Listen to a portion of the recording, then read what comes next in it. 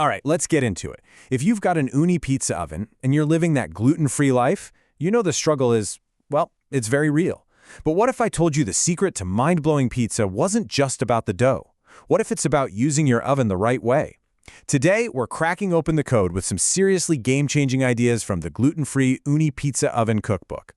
And I mean, come on, that is a huge promise, right? For anyone who's ever eaten a sad, disappointing gluten-free pizza, this is basically a call to action. It completely flips the script, taking us from good enough to absolute pizza perfection. You know the drill. You follow a gluten-free recipe to the letter, and what you get is a crust that's kind of dry, maybe a bit like cardboard, and just underwhelming. It always feels like a compromise. But what if the entire problem we've been trying to solve is actually the wrong problem? And here it is. This is the big aha moment from the book. The real villain often isn't your gluten-free dough, it's your regular kitchen oven. That long, slow bake just sucks all the moisture out, leaving you with a tough, dense crust. But the uni, it's the complete opposite. It's so hot it flash cooks the outside, getting it all crispy and bubbly while trapping the moisture inside. That's what keeps the inside soft and chewy. It is, no exaggeration, a total game changer. This is why it works. We're talking 900 degrees Fahrenheit. That's about 480 degrees Celsius. That is some serious face-melting heat. And that intensity is the secret weapon for gluten-free dough. It's what gives you that incredible char, the leopard spots, the kind of crust you honestly thought you'd never get to eat again. And it does all that in just 60 to 90 seconds. Think about that. A minute. That incredible speed is exactly why the dough doesn't turn into a frisbee. It gets in, it gets blasted with heat, and it gets out before the inside has any time to dry out. This is less like baking and more like a high-speed magic trick. Okay, so if the oven is one half of the equation, the other is, of course, the dough. And the book's master dough isn't so much a strict recipe as it is a set of principles, a new way of thinking about what gluten-free dough needs to do to succeed in that super hot environment. So let's break this down, because this is brilliant. It's all about the why.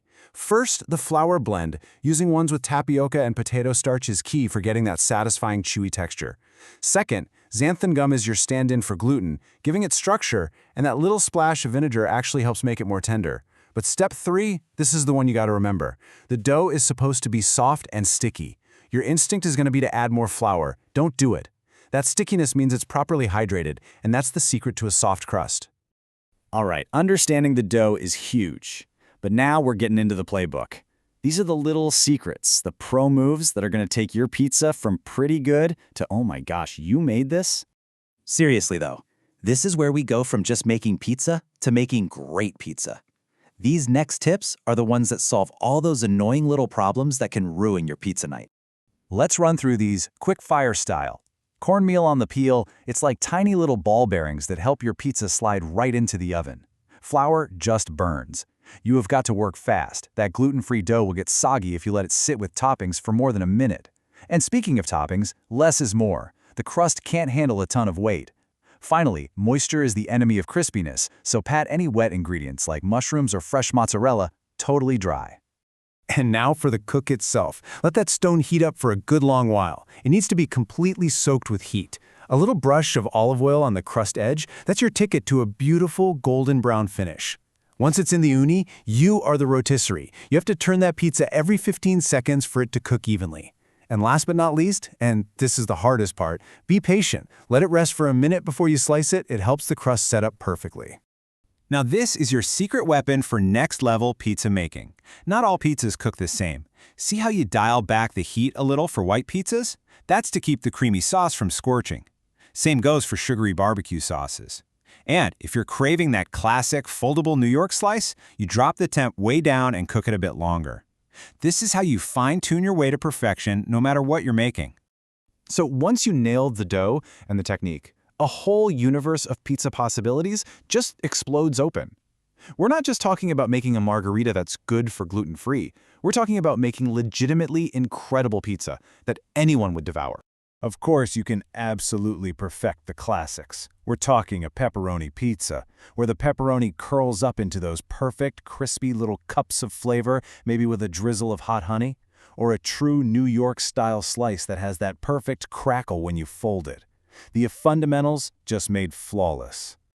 But this is where things get really fun. The book gets super creative with flavors you'd never expect. And elote pizza with all the tangy, cheesy goodness of Mexican street corn? Yes. A sophisticated pie with pear, gorgonzola, and walnuts? Absolutely. Your crust is no longer holding you back. Oh yeah, we're going there. Dessert pizzas. Can you even imagine pulling a hot, gooey s'mores pizza out of your uni with perfectly toasted marshmallows? Or how about a warm Nutella and fresh strawberry pizza? The game has completely changed. So there you have it. It's not one single secret. It's the combination, that intense heat, a dough that's designed to work with it, and a handful of pro techniques that make all the difference. The idea that you can't have amazing wood-fired gluten-free pizza, that's officially a myth. So the only real question left is, which incredible pizza are you going to make first?